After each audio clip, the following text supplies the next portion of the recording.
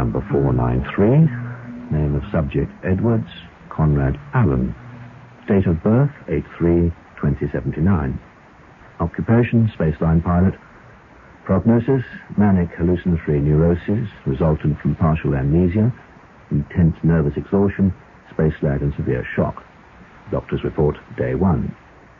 Subject still clearly in state of mental disorientation.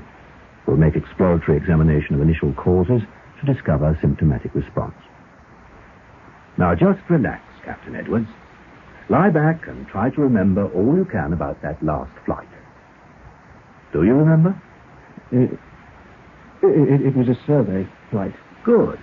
We were charting interplanetary movement in Galaxy 7. Splendid.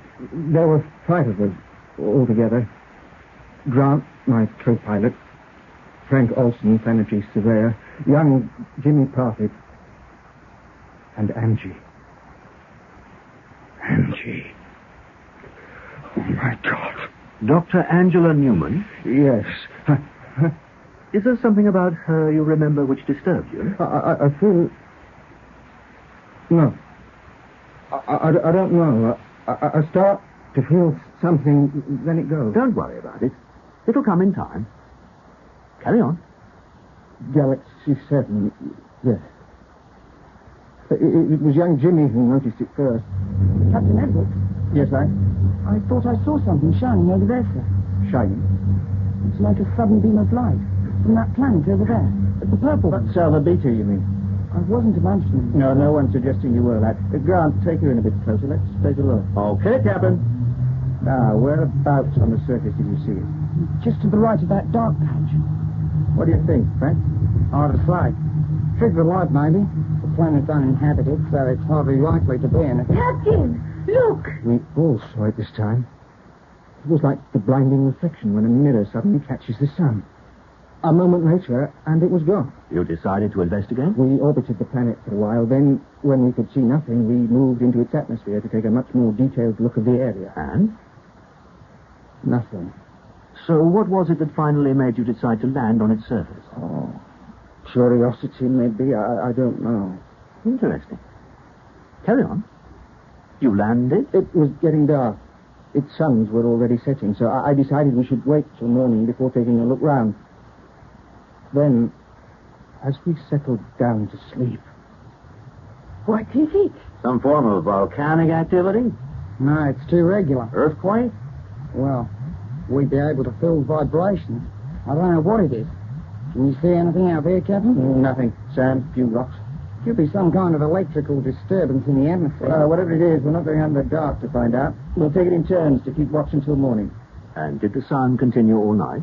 All night. Then, just as the suns were rising, it stopped. It's not good. I'm tired. Of course. Rest now. We'll try again later. Case history number 493, doctor's report, day 2. Subject still under stress, tires easily, finding it difficult to concentrate for long periods. We'll try to accelerate responses.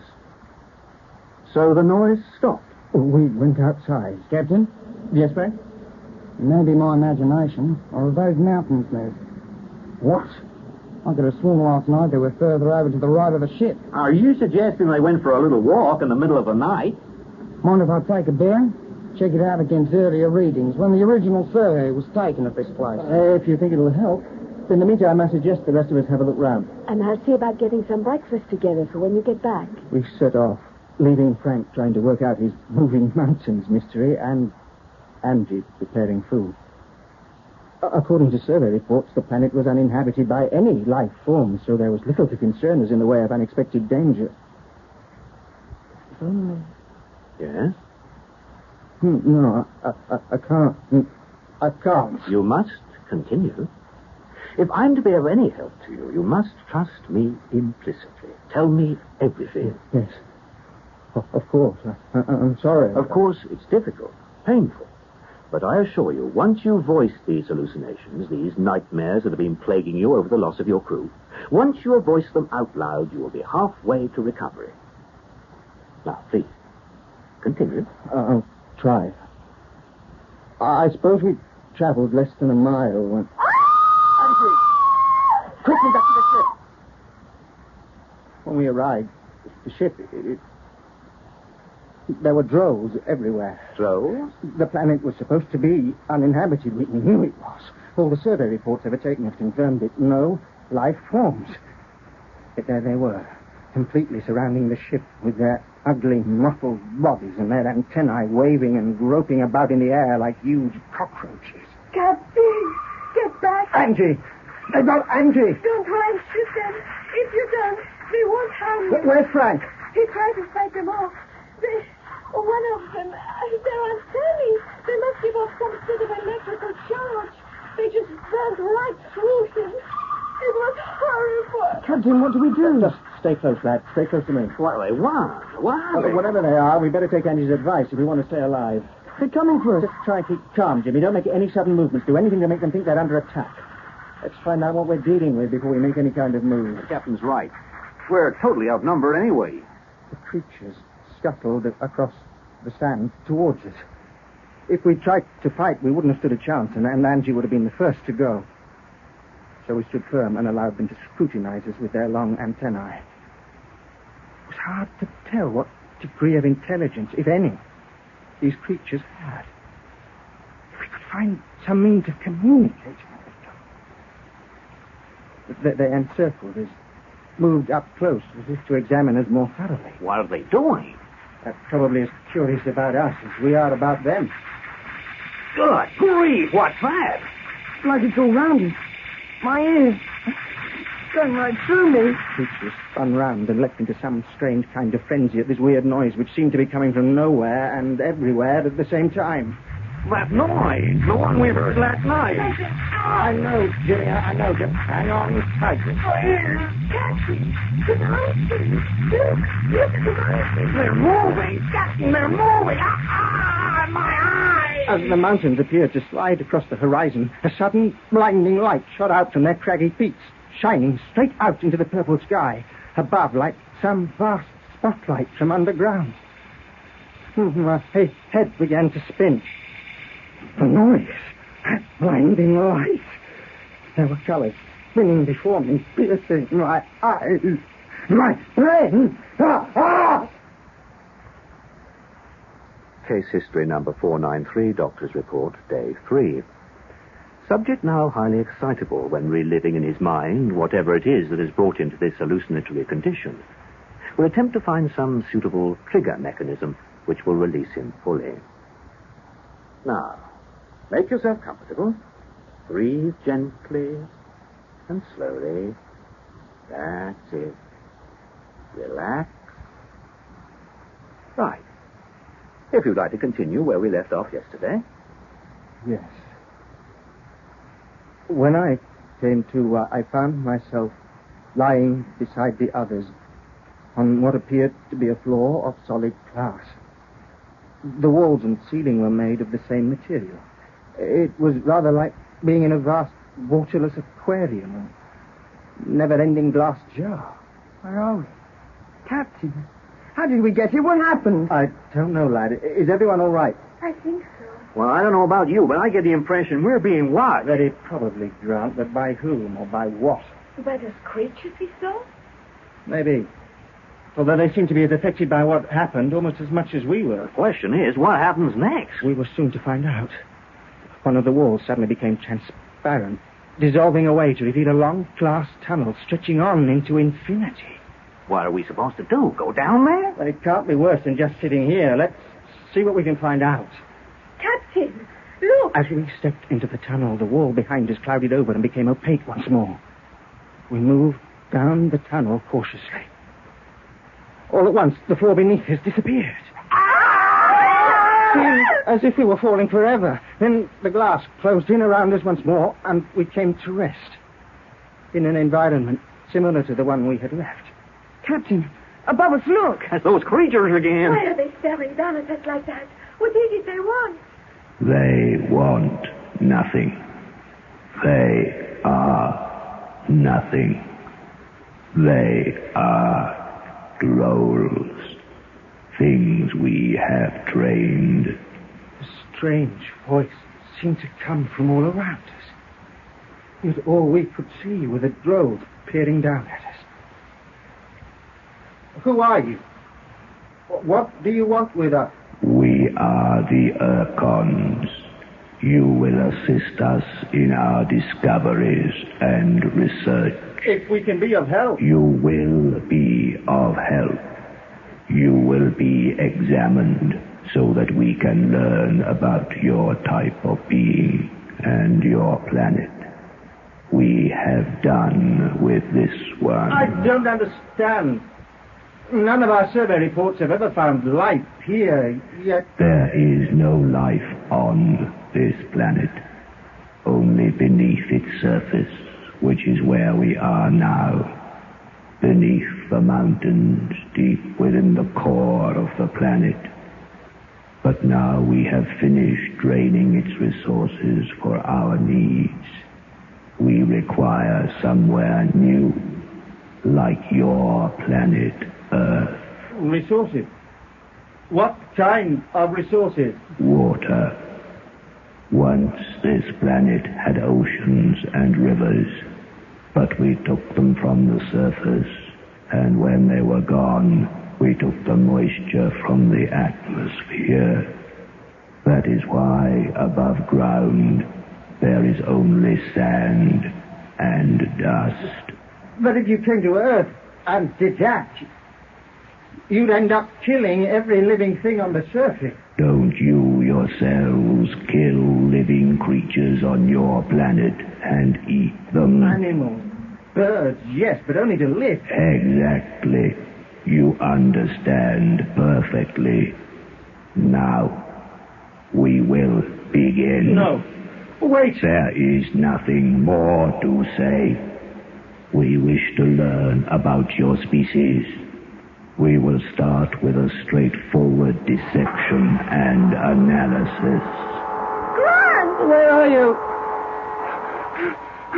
It's no use. I can't go on. I can't. It's too horrible. You must go on. No, I can't. You don't know what they did. You weren't there. You never saw the Urkons. Saw what they did, what they looked like. I can't. Case history number 493, doctor's report, day 4. Subject reaching high anxiety level, obviously triggered by hallucinatory recollections of a subliminal nature relating to the creatures he calls Urkons. Some form of breakthrough anticipated in the subject's condition will attempt to stimulate reactions in this area. The Urkons. You were telling me about the Urkons.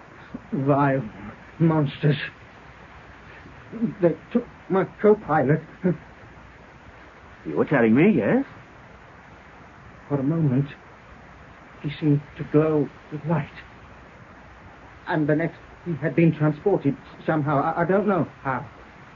Transported outside the glass barrier that imprisoned us.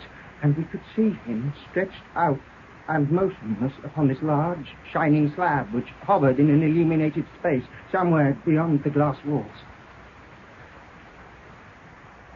It was then that we saw him.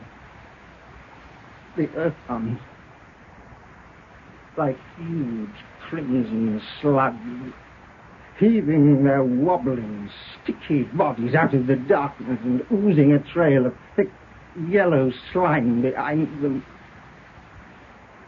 And then they gathered round Grant's body, strapped there on the glowing slab, as several long metal rods appeared as if from nowhere above them and flicked themselves across Grant's body a few times.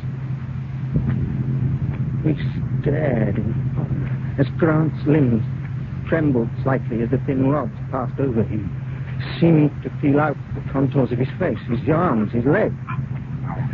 For a moment, we didn't fully realize what they were doing, and then we actually saw what they were systematically dissecting him piece by piece for analysis.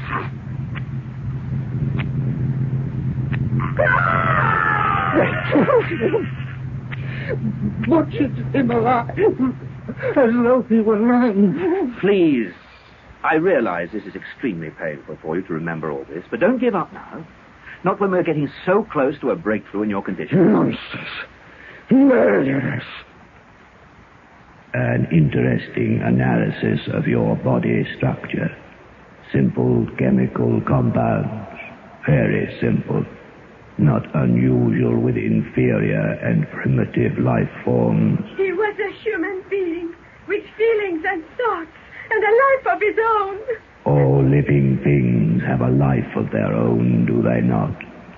Though it interests us in your cellular formation and tissue development, it would appear that time has an effect upon your tissues and their structure. We grow old, we reproduce, we die. Interesting process. Captain! Angie, leave her alone. Leave her alone. We wish to analyze and evaluate this process first. Angie! Angie! She was there, outside in the pools of light, with them. With them. These hell creatures. And I was helpless, unable to do anything but watch whatever grim and hideous torture they decided to inflict upon her. She was being moved about in the space outside our glass cage by what I could only conclude to be controlled air currents. At first, the Urkon seemed unclear as to what they were going to do. If only there was some way I could get to her, rescue her from whatever fate they were plotting. But how? How? When everything around one is so completely beyond one's comprehension. Carry on. Angie, so young, so full of life, so pretty. And what they did to her. I think it's something that'll haunt my mind for the rest of my life. We have decided to use a transposer beam in the hope of activating increased tissue development. Angie! Oh, Captain! Angie! Transposer beam to level 3. A thin veil of pale green light hovered around her slim form as she hung there in the darkness above the Urkons. I could see that some of the drones were stalking in the background, their coiling antennae greedily pointing upwards towards Angie with primitive curiosity. The light began to strode, splitting up into the spectrum as it did so. The colors spun around her for a few moments, then suddenly vanished, as if they'd been sucked into her. With palms sweating, I waited. The tension was unbearable. And then... At first, I thought she was shivering all over. Then I realized it was her skin. It was moving and shriveling, squeezing her lovely features into the withered wrinkles of old age. Her hair lost its golden luster and hung limp and drab from her scalp. The gold turned to grey, and still the skin tightened and contracted around her face and body, turning her into a parody of an old hag. Then the hair began to fall out. Her lips cracked and splintered to reveal swollen black gums from which rotting teeth protruded unpleasantly. The wizened eyes were sucked inside their sockets to become engulfed in a terrible darkness within. And now, the white bones of her skull could be seen as the dried skin cracked and peeled away like the leaves of a dry cigar, until all that was left, hovering above her tormentors, was a corroding skeleton. And soon, even that had crumbled into soft dust and was no more. Case history number 493, doctor's report, day 5. Subject sank into a state of extreme melancholia following yesterday's analysis. Signs of hysterical response in subject less frequent now, but still present. We'll try to activate response in partial amnesia areas. So you were left alone with these creatures who had killed your crew? No. There was Jimmy. Ah, yes, I was forgetting. Just the two of us. What do you think they're planning to do next, Captain? I wish I knew that. They've been gone over 3 hours now. Ever since Andy... I know, lad, I know. Isn't there anything we can do? I've been thinking. There must be some kind of ventilation shaft, otherwise we wouldn't be able to breathe. The question is, where is it? Start hunting, Jimmy. See if you can feel anything like a shaft of air, a point where it's slightly cooler than anywhere else. There was somewhere. I remember thinking at the time it was a bit chilly. Somewhere over here, I think. Yes, I can feel it. Right. Now, the thing is, where's it coming from? We've got to find the source. Somewhere up there, maybe? I think you're right, lad. Here, if I lift you onto my shoulders, see if you can find it, will you? I can still feel it, but Are you all right up there? Yes, sir. There's got to be an opening. There's got to be. Captain, I think I found it. Good lad. When I ran my hands over the surface of this glass stuff, whatever it is, one of my hands suddenly went through it. See if you can feel out how big it is. It's big enough for you to climb through. I think I might just be able to, Captain. I've found it. We can escape. Climb through quickly, lad. Don't stop till you reach the surface. If it's a ventilation shaft, it should go all the way up there. Aren't you coming with me, sir? There isn't time. I'll try to saw them here. Just get to the ship, Radio Earth. Warn them the Urkons are planning an invasion. And then put the ship on automatic and get away from here as fast as you can. Well, what about you? I can't leave you here Don't worry about me, lad. Just get going. Quickly. And good luck. What seemed like hours passed. No sign of the Urkons or their creatures, the drones. My mind was racing. How was Jimmy doing? Had he reached the surface yet? We have concluded the initial stages of our analysis. We now know all about your physical processes. All that is left for us to discover is the electrical impulse pattern caused by your responses to memory stimuli and the detailed analysis of brain tissue and its working process. Do you really believe that by doing all this you're going to learn everything there is to know about human beings and our planet? There is no reason to doubt us. We have conducted these experiments on numerous other subjects from other planets before we invaded. But not Earth. It is irrelevant what name the planet is given. But man's more than tissues and chemical components, much more. He is an organic form, and as such can be analyzed like all things. We waste time. For this, we use a brain probe. So, you're planning to dig around inside my head to find out how it works? Not your head, no. Captain! Jimmy! Connect the brain probe. Not the boy. Use me instead. He's only a boy. Use me instead. Jimmy!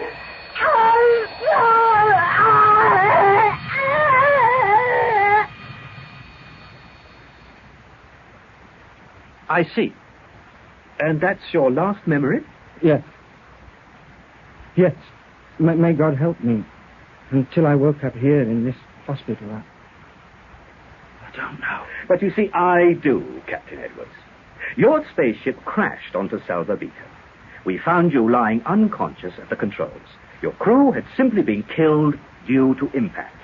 These hallucinations about alien beings capturing you, they are only your own imaginings. Your mind is trying to erase the memory of your crash and possible feelings of guilt that it may have been your fault. So instead, it has woven this fabric of fantasy concerning your companion's fate. Don't worry, Captain.